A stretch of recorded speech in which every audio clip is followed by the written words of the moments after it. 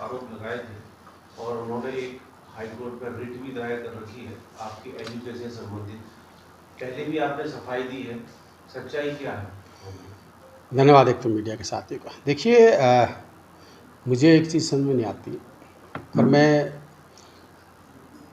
जिसको इग्नोर जनता ने कर दिया हो और जो एक बीमार मानसिकता का आदमी, उसके बारे में मैं बात ज़्यादा नहीं करना चाहता, पर मैं एक चीज़ ज़रूर कहता हूँ,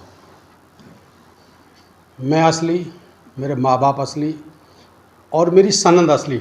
वो जो बार बार कहता है डिग्री, पहले तो उससे पूछा अनपढ़ आदमी से, डिग्री नहीं होती, वो सनद होती है। डिग्री तो होती है कोई किसी ने डिग्री की हो।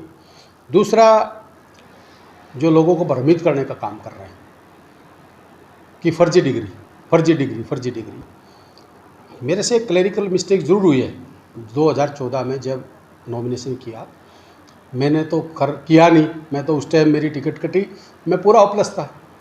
जिस भी मेरे एडवोकेट ने किया, तो जिस सन में मैंने 10वीं की, उस सन में गलती से 2014 में, वो भी 2014 में +2 लिखे गए।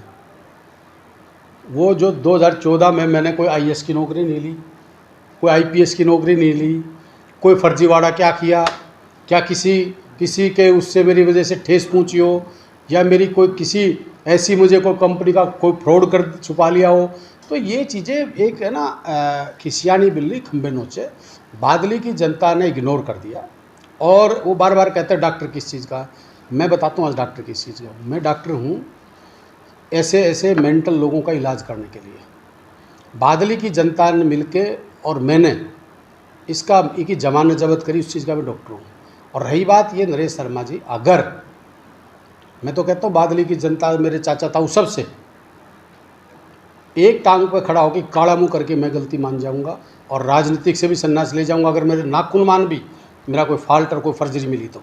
वरना नरेश शर्मा क्या बादली की जनता से नाक रगड़ के माफ़ी मांगेगा? कारण क्या है? किसी को ब्लेम करने से पहले अंदर झांक ले।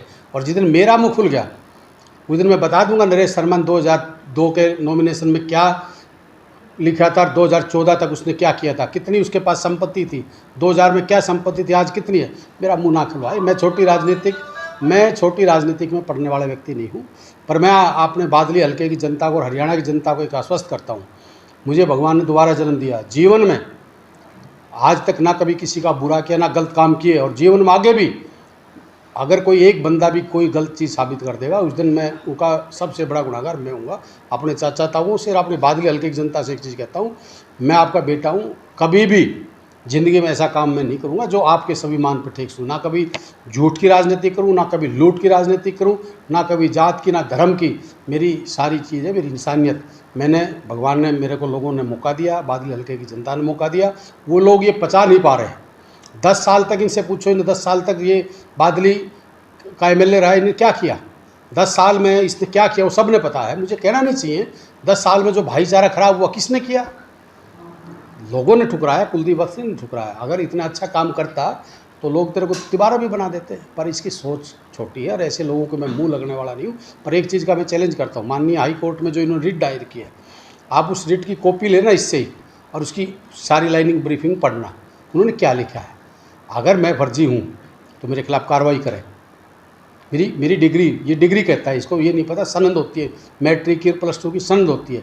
अगर मेरी कोई भी जरा सी भी नाखून मान, बाल मान भी अगर कोई कमी हो, कोई फर्जी उसे कहते हैं। एक उसका वकील बैठा था, मुझे वो वकील किसने बना दिया, कहता है कि 2014 से 2023 तक उससे जितने भी इन्होंने फ़ायदे लिए गवर्नमेंट से वो सारे पर है। 2014 में तो चाचा में MLA भी नहीं बना, MLA तो 2019 में बादली की जनता ने बनाया। तो पता नहीं, जैसे अनपढ़ गवारों की तरह जो बातें करते हैं, मुझे किसी की इंसल्ट करने में कोई मज़े नहीं आते। पर ये ज़रूर है, दूध का दूध पानी का पानी होगा। उस दिन मैं बताऊँगा कि किसी के ऊपर ब्लेम लगाना और झूठे ब्लेम लगाना, किसी को बदनाम करना, वो क्या होता है। जो खिलाड़ी मेडल जीत कर ला रहे हैं उनको कोर्ट का सहारा लेना पड़ता है और कोर्ट के माध्यम से जो उनका जो हक होता है जनाब, वो लेना पड़ता है। किस तरह से? देखिए, आज मैं जहांगीरपुर गांव में गया था और मैं बधाई देता हूं उस बेटी को जिसने हमारे देश का नाम रोशन किया, मेरे बादली हल्के का नाम रोशन किया और पूरे वर्ल्ड में देश का नाम रोशन किया। और वो आज जो मुझे उन्होंने बताया कि मैंने अपना हक कोर्ट से लिया, तो ये कहीं ना कहीं शर्मनाक बात है। और एक ये देश के जय जवान जय किसान खिलाड़ी, ये ना किसी एक धर्म के ना किसी एक जात के, ये सर्व समाज और सर्व जात के हैं, और इनका सम्मान करना परम कर्तव्य से कोई गवर्नमेंट हो उन सबका बनता है। भूपेंद्र हुड्डा ने 4 डिप्टी सीएम की बात कही है, लेकिन उदय भान ने जो प्रदेश अध्यक्ष हैं उन्होंने कहा है कि पार्टी हाईकमान। देखिए ऐसा है, उदय भान जी ने क्या कहा क्या नहीं कहा मुझे नहीं पता, पर चौधरी भूपेंद्र सिंह हुड्डा ने जो कह दिया वो पत्थर की लकीर है। आज नोट करना इस बात के लिए, पत्थर की लकीर है।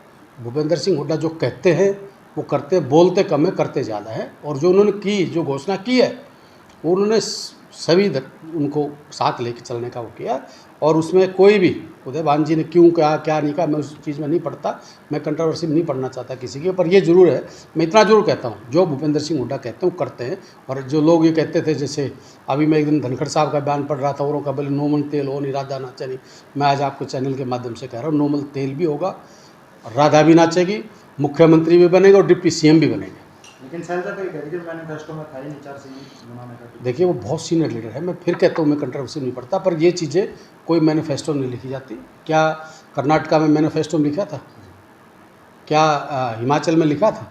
बनाए ना।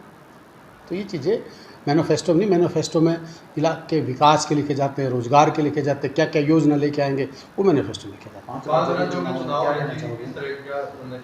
देखिए भगवान ने चाहा और देश की जनता का जो मूड है वो मूड ये बन चुका, कांग्रेस आ रही है, बीजेपी जा रही है, और चाहे वो राजस्थान है, चाहे वो मध्य प्रदेश है, चाहे छत्तीसगढ़ है, चाहे तेलंगाना, चाहे मिजोरम है, कांग्रेस बहुत बड़ा एज लेके चल रही है। और आने वाला समय कांग्रेस का समय है। राहुल गांधी जी के और मल्लिकार्जुन खड़गे जी के नेतृत्व में ये 5 स्टेट हम जीतने जा रहे हैं। लेकिन प्रदेश अध्यक्ष तो ये कह रहे हैं कि राजस्थान में मैं घुमा हूँ, कहीं किसी भी कोने में कांग्रेस नहीं है, यहाँ पर बीजेपी का कमल खिलेगा। प्रदेश अध्यक्ष जी, मैंने एक चीज़ मैं कहना नहीं चाह रहा था, प्रदेश अध्यक्ष जी तो हरियाणा में घूम रहे हैं, प्रदेश अध्यक्ष जी तो बादली में भी घूमते थे, प्रदेश अध्यक्ष जी तो कर्नाटक में भी घूम के आए थे, प्रदेश अध्यक्ष हिमाचल में भी घूम के आए थे। तो ये चीज़ें इतना अहंकार के घोड़े पर सवार नहीं होना चाहिए। प्रदेश अध्यक्ष जी को जो सच्चाई है उस सच को कबूल करना चाहिए। दूसरा, मेरे कहने से या प्रदेश अध्यक्ष जी कहने से नहीं, तो समय बताएगा। ये जो जब 3 सितंबर को जब रिजल्ट आएंगे, दिसंबर को, सॉरी 3 दिसंबर को, 3 दिसंबर को जो रिजल्ट आएगा, जब लोग बता देंगे भाई किसको चुन रहे हैं, किसको ना चुन रहे हैं। तो अभी आपने समर्थन किया है पूर्व सीएम हुड्डा की बयान का, कहीं ना कहीं इससे जातिवाद की राजनीति के आरोप नहीं लगते हैं दोबारा? किस चीज़ से जातिवाद के? 4 डिप्टी सीएम की जो नहीं, बात उन्होंने बोली, आपने समर्थन किया है। किसके तकलीफ़ है, क्यों तकलीफ़ है लोगों को?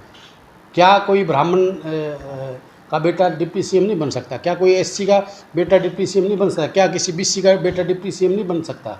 क्या किसी और कास्ट का बेटा डिप्टी सीएम नहीं बन सकता? क्यों, क्या तकलीफ़ है? वो लोग सामने आए ना।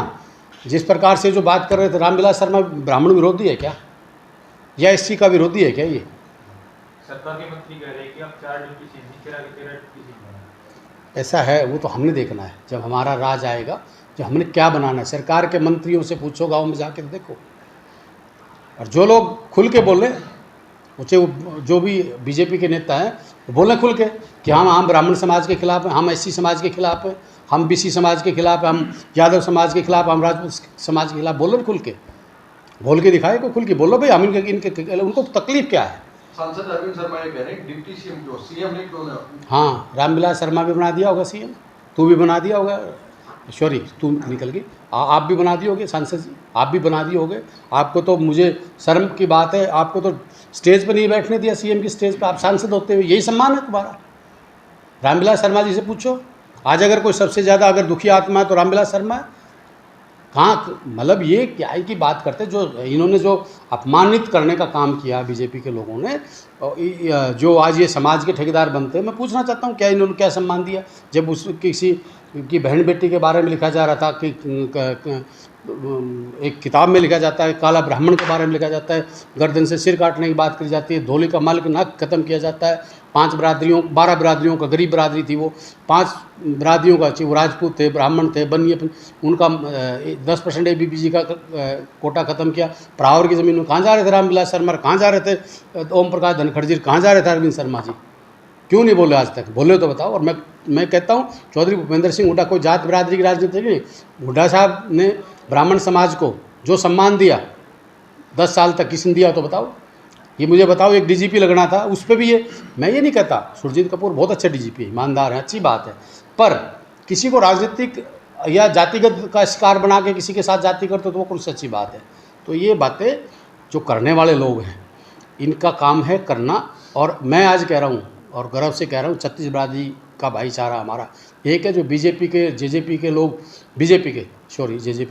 के जो लोग जातिगत जहर घोलना चाहते हैं, जो भाई को भाई से लड़ाना चाहते हैं, अब ये हरियाणा और देश की जनता जाग चुकी। हम सारे भाई एक हैं। और मैंने तो कहा, अपनी रैली में भी कहा कि भाई ऐसे एक हैं हम जैसे घी और खिचड़ी होती है। और आने वाला समय इनको हरियाणा से और देश से खदेड़ने का काम इस छत्तीस बिरादरी का भाईचारा है। आपके नेतृत्व में रोहतक में बड़ा ब्राह्मण सम्मेलन हुआ, बड़ी हाजिरी थी, हुड्डा साहब भी गदगद नजर आए। उन्होंने वही घोषणा की कि मुख्यमंत्री ब्राह्मण समाज से होगा, तो आप इस लाइन में हैं? देखिए, मेरे नेता हैं चौधरी भूपेंद्र सिंह हुड्डा जी और दीपेंद्र जी और राहुल गांधी जी। मुझे नहीं पता किस लाइन में मैं क्या हूँ, पर मैं एक चीज़ ज़रूर हूँ, मैं बादली की जनता का बेटा भाई हूँ। उन्होंने मेरे को इसके लायक बनाया। अगर हुड्डा साहब मेरे को इस लायक समझेंगे और कोई जिम्मेवारी देंगे तो मैं पीछे थोड़ी, भाई मैं भी आगे हूँ। भाजपा प्रदेश अध्यक्ष मुख्यमंत्री की लालसा कह चुके हैं, जैसा कि अभी मेरे पत्रकार साथी ने कहा, डिप्टी सीएम कहीं ना कहीं आप तो हाईटेक हो जाएगी विधानसभा में जनाब, मुख्यमंत्री और उप मुख्यमंत्री। देखिए ऐसा है, मुख्यमंत्री कौन बनेगा वो तो तब बनेगा ना जब इनकी सीटें आएंगी। मैं आज आपको बता रहा हूँ, ये डंके की चोट पे बीजेपी जा रही है, कांग्रेस आ रही है, और बादली की जनता ने, जो अहंकारी लोग होते हैं उनका सिरा निकालना आता है, तो निकालना है, दोबारा फिर निकाल लेंगे। मैं आज आपको बता रहा हूँ, वो तो आज भी अपना आप में अगर माना जाए तो बीजेपी का बाप है, कोई पार्टी का मालिक है, अध्यक्ष है, मुख्यमंत्री से भी ऊपर है। पर लोगों के काम क्या हो रहा है? मैं नौजवान साथियों, मीडिया के साथियों, मैं आपको एक बहुत ऐसी गंभीर बात आज आपके बीच में बताना चाह रहा था, मेरा आपने और कई कर दिया। मेरे बादली हल्के में ऐसा बुरा हाल किया हुआ है, माइनिंग डिपार्टमेंट, सीएम फ्लाइंग, जो कि बॉडी लाइन तक जो डंपर आते हैं उनकी परमिशन होती है, उन लोगों को भी रात को 4.5 लाख रुपए का चालान, एक जहांगीरपुर के बामडोला का साथी था उसका किया, एक बोडिया का था उसका साथी। इतना बुरा हाल, जो ये धनखड़ साहब से मैं पूछना चाहता हूँ, तो मुख्यमंत्री के सपने तो आप देखते हो, पर कभी आप ये देखते हो कि आप इतनी जाति दुश्मनी रख के बादली हल्के के लोगों के साथ इतनी जाति कर रहे हो? को गरीब आदमी ट्रैक्टर लेके नहीं चल सकता, गरीब आदमी डंपर लेके नहीं चल सकता, गरीब आदमी अपने घर का बिजली का बिलों के लिए इतने छापे डल रहे हैं। ये कोई एक ये नैतिकता नहीं बनती है। धनखड़ साहब को इसी बादली हल्के की जनता ने जिताया था। जो इतनी जाति आप बादली हल्के के साथ आज कर रहे हैं, तो वो मतलब बड़ा दुख मुझे इस बात का होता है। अगर कोई वो निकालना है तो मेरे साथ निकाल लें। ये गरीब आदमियों के साथ किसी के डंपर जब्त करवा रहे हो, 4-4, 5-5 लाख रुपए का चालान कराना, और कह के इसी हल्के कर, मैं आज आपके चैनल के माध्यम से कह रहा हूँ उन अधिकारियों को, राजकाज बदलते रहते हैं, कवर में भी घुस जाओगे, वहाँ से भी निकाल के आप लोगों से हिसाब लिया जाएगा, जो आप लोगों को जो परेशान कर रहे हो। आज 4.5 लाख किसे कहते हैं? एक किसान का एक ट्रैक्टर आता है 4.5 लाख रुपए में, उसको 4.5 लाख रुपए का चलान एक मिनट लगी।